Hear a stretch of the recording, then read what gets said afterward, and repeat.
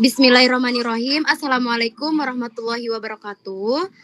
Sebelumnya, perkenalkan kami dari kelompok 6 yang akan mempresentasikan hasil proyek kami yang mana kami mengambil tentang backpropagation dalam memprediksi jumlah mahasiswa baru.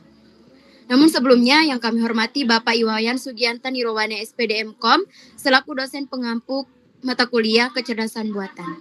Next. Adapun yang menjadi latar belakang dari kita mengambil tema tersebut yaitu pentingnya prediksi. Yang pertama ada meliputi data berlimpah, yaitu institusi pendidikan mengumpulkan data mahasiswa dalam jumlah besar, namun seringkali belum diolah maksimal. Lalu ada prediksi krusial, prediksi jumlah mahasiswa baru untuk perencanaan sarana, tenaga pendidik, dan strategi promosi. Lalu ada machine learning, yaitu pendekatan efektif untuk mengolah data dan memprediksi khususnya jaringan syaraf tiruan atau JST atau backpropagation. Maka dari itu, mengapa kita mengambil dari tema tersebut. Baik, cukup sekian dari saya. Dan selanjutnya akan saya serahkan ke rekan saya selanjutnya. Perkenalkan, nama saya Aisyah dengan NIM akhiran 01. Jaringan syaraf tiruan atau JST dan backpropagation. Jaringan syaraf tiruan itu adalah model komputasi yang meniru cara kerja otak manusia dalam mengenali pola dan hubungan antar data. JST terdiri dari lapisan input, hidden, dan output. Algoritma backpropagation adalah metode pelatihan JST untuk menyesuaikan bobot dan meningkatkan kinerja jaringan. Nah, ini melibatkan fase feed forward dan backpropagation untuk meminimalkan error. Next. Selanjutnya, manfaat proyek ada 3. Yang pertama, manfaat teoritis. Proyek ini memberikan kontribusi dalam bentuk contoh penerapan metode backpropagation di bidang pendidikan. Hasil proyek ini juga dapat digunakan sebagai referensi pembelajaran, khususnya dalam memahami konsep pemrograman web dan kecerdasan buatan. Lalu, secara praktis, proyek ini dapat membantu pihak terkait dalam perencanaan strategi penerimaan peserta didik, penyediaan sarana pendidikan, serta pengaturan tenaga pendidik agar lebih efektif dan tepat sasaran. Selain itu, proyek ini juga membuka peluang untuk pengembangan sistem yang lebih kompleks di masa depan, khususnya dalam sistem prediksi data pendidikan yang lebih akurat dan terintegrasi. Sekian dari saya. Untuk poin selanjutnya akan dijelaskan oleh teman saya. Perkenalkan, saya Rini Wulandari dengan NIM akhiran 07.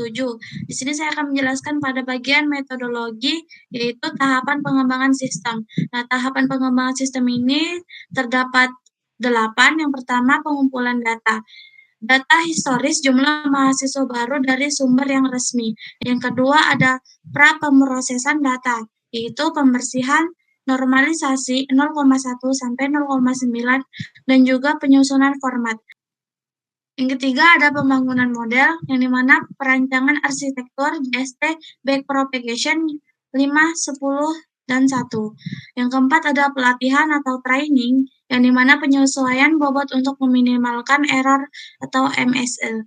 Yang kelima ada pengujian atau testing, yang dimana menilai performa model dengan data yang tidak dilatih. Yang keenam ada evaluasi kerja, dimana itu untuk mengukur MSE dan MAP untuk akurasi prediksi. Ketujuh, ada validasi model, yang dimana validasi model ini pengujian ulang dengan data tambahan untuk stabilitas. Dan yang terakhir, yaitu implementasi, yang dimana menerapkan model untuk memprediksi jumlah mahasiswa baru. Next. Implementasi sistem atau aplikasi web, yang dimana sistem ini diimplementasikan sebagai aplikasi web client side untuk prediksi jumlah mahasiswa baru. Pengguna dapat mengatur parameter pelatihan atau neuron learning rate, epoch, batch size, dan melihat grafik loss atau MSE secara real time. Nah, dari fitur prediksi tahun tertentu itu memungkinkan estimasi jumlah mahasiswa untuk tahun mendatang seperti 2026 berdasarkan bobot hasil pelatihan. Selanjutnya akan dijelaskan oleh rekan saya. Perkenalkan, nama saya Miftah Rizka Almodia dengan NIM akhiran 40. Di sini saya akan menjelaskan web backpropagation mengenai prediksi jumlah mahasiswa baru. Di sini untuk data historisnya udah ada dari tahun 2022 hingga 2025. Lalu di sini ada grafik close atau MSE, yaitu merupakan rata-rata kuadrat perbedaan antara nilai prediksi dan nilai aslinya. Dimana untuk tahu MSE-nya ini kita harus melatih dari neutron hidden, di mana neutron hidden ini merupakan jumlah pada lapisan tersembunyi atau hidden layer model MLP. Nah, nanti dia akan memengaruhi kompleksitas dan kemampuan model untuk mempelajari pola. Lalu ada learning rate, yaitu menentukan seberapa besar sih langkah penyesuaian bobot pada setiap iterasi backpropagation. Nah, nilai 0,3 ini merupakan langkah yang cukup signifikan. Lalu ada ePorch, yaitu jumlah siklus penuh data pelatihan dari forward, pass hingga update bobot. Nah, yang akan dijalankan oleh model. Lalu di sini ada batch-nya. Batch-nya ini menggunakan SGD atau Stochastic Gradient Descent, di mana bobot diperbaharui setelah memproses hanya satu sampel data, atau dalam konteks ini seluruh data histori dari 2022 hingga 2025 nanti akan diperlakukan sebagai satu batch. Di sini kita tinggal mulai melatih saja untuk mengetahui MSE-nya.